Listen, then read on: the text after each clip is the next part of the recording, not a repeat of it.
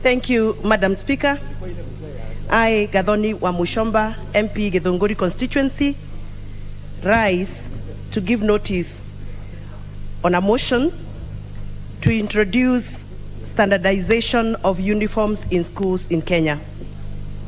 Honorable Madam Speaker, before I begin, I want to congratulate you for taking the front row in promoting local designers in Kenya, and you're looking wonderfully dressed. Honorable Madam Speaker, allow me to begin by stating that school uniform is an identifying standardized outfit or style of dress worn specifically for educational institutions in Kenya, and it is basically the school's dress code. Generally, uniforms enhance uniformity among the students, irrespective of their financial status, race, and color or fashion preference. Uniform also improves the learning environment, instilling discipline and safety. Uniform also gives students a sense of belonging to a particular school. Honorable Member for Githunguri, just proceed and read, because you're moving the motion, not giving notice. Just read it as is, and then you can call upon your seconder thereafter. Well guided, Madam Speaker. I rise to move this motion so that school uniforms are identifying standardized outfit in the style of dress. But I start guided, Madam Speaker, because I had moved this motion last week. I think last week you gave the notice.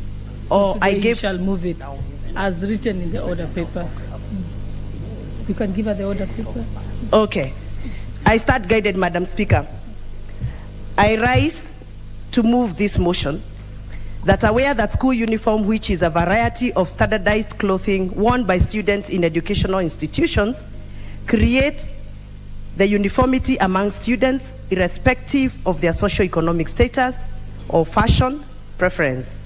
Further aware that school uniforms keep students focused on education, not clothes, reducing peer pressure and bullying, enhancing school pride, unity, and community spirit, as they go a long way in contributing to students' sense of belonging to their school's population, and appreciating that in Kenyan education system, Madam Speaker, schools across the country, whether private or public schools, require that students wear uniforms in order to be allowed to attend classes, and concerned that the cost of uniforms has continued to escalate, becoming prohibitively expensive for the poorest within the community, with some schools demanding that parents pay uniform money to specific school accounts, a move that locks out of many children whose parents cannot afford the expensive uniform as listed by schools.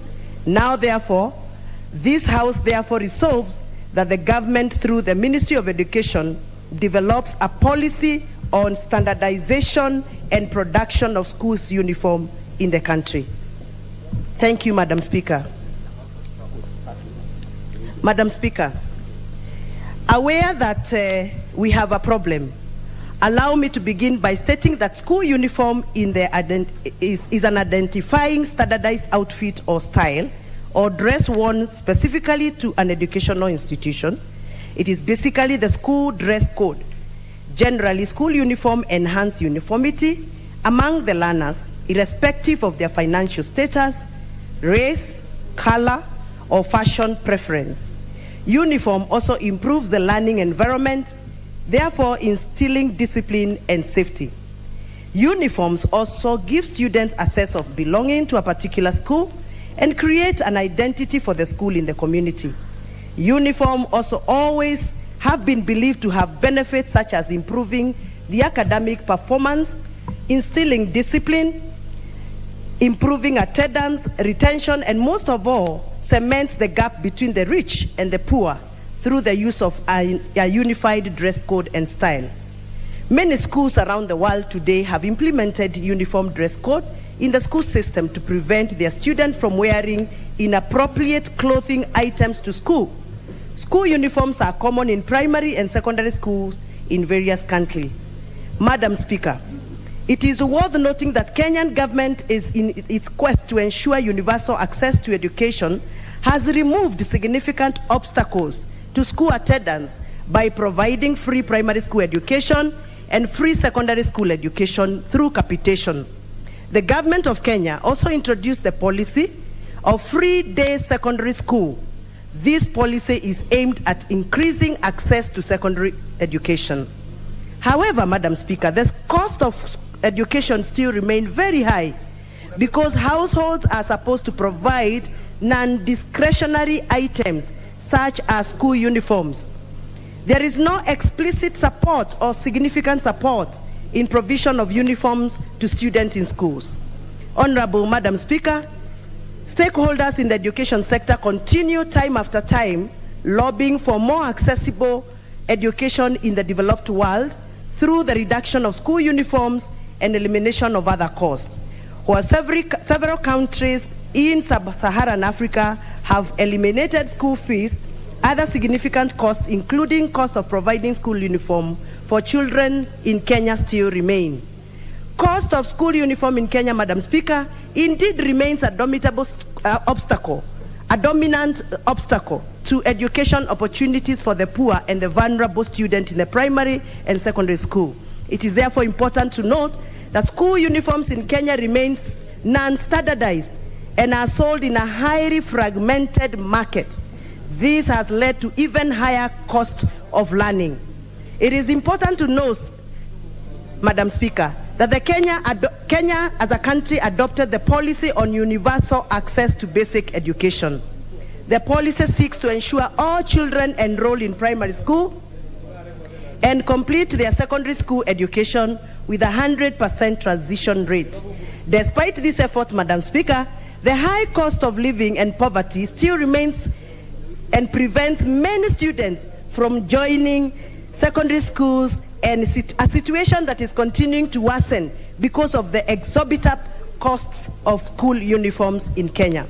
Madam Speaker, standardization of school uniform will ensure all parents are able to afford the uniform, and thus students of low economic status and vulnerable families will not feel left out of place.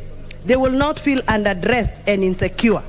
This will reduce competition, and students' self-esteem and morale will be boosted, eventually increasing the student focus and study and improving on enrollment levels in secondary schools and primary schools. Madam Speaker, standardization of school uniform will also help the government achieve its goal on education for all and the medium development goal. It will also possibly enable government to fully implement its policy on 100% transitions to secondary school. As I conclude, Madam Speaker, let me conclude by reiterating that while Kenya has been relatively successful in addressing barriers to school education, including standardization of school fees, there still remain many challenges in the education sector, one of these being school uniforms. As I conclude, Madam Speaker, the lack of standardization of uniform adds extra expenses to families' already tight budgets, as parents are required to purchase uniform at increased prices to buy at specific outfitters and shops. It is for this reason, Madam Speaker, and pursuant to Standing Order number 33 at Sabbatical 2, that I rise to seek leave of adjournment of this House in order to discuss this definite matter of urgent national importance. And I ask my colleague, the Honorable Onesimus Ngogoyo from Kajiado North, to second this motion. Thank you. You may proceed. Can you give him the mic?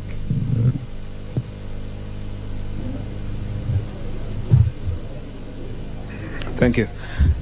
Thank you, Madam Speaker. I rise to second the motion by the member for Githunguri and the Honorable member of Muchomba.